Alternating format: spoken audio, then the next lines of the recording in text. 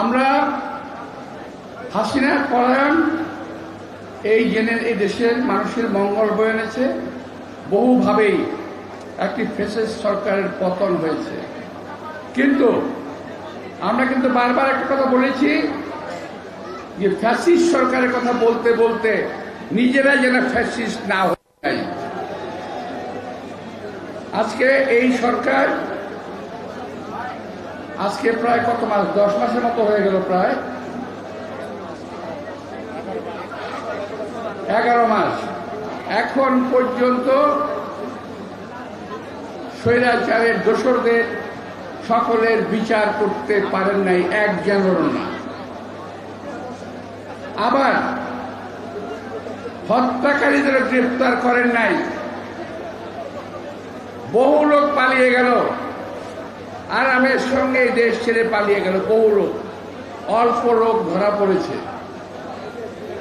তাদেরও বিচার করতেছেন না। 10 মাস কি কম সময়?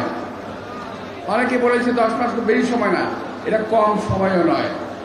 10 মাসে একজন মা তার বাচ্চাকে প্রসব করেন, গর্ভবতী মা শিশুর জন্ম দেন, আর আপনারা একটা নতুন বন্দোবস্তের জন্ম দিতে পারলেন না।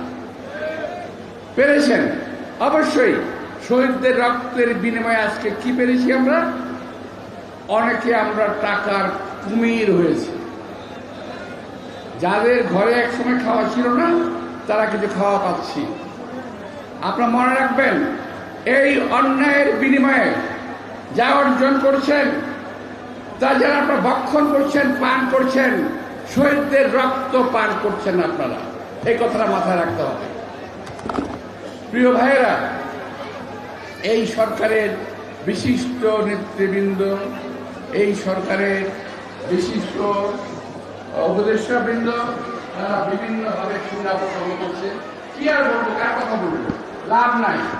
এই সরকারের মাথা থেকে নিচ পর্যন্ত পৌঁছে গিয়েছে। এখন পর্যন্ত যারা, আমি বলছি যে আজকে আমি একটু বোধহয় ভুল করলাম, আমি ধারণা করেছিলাম এই সরকার বোধহয় সরকার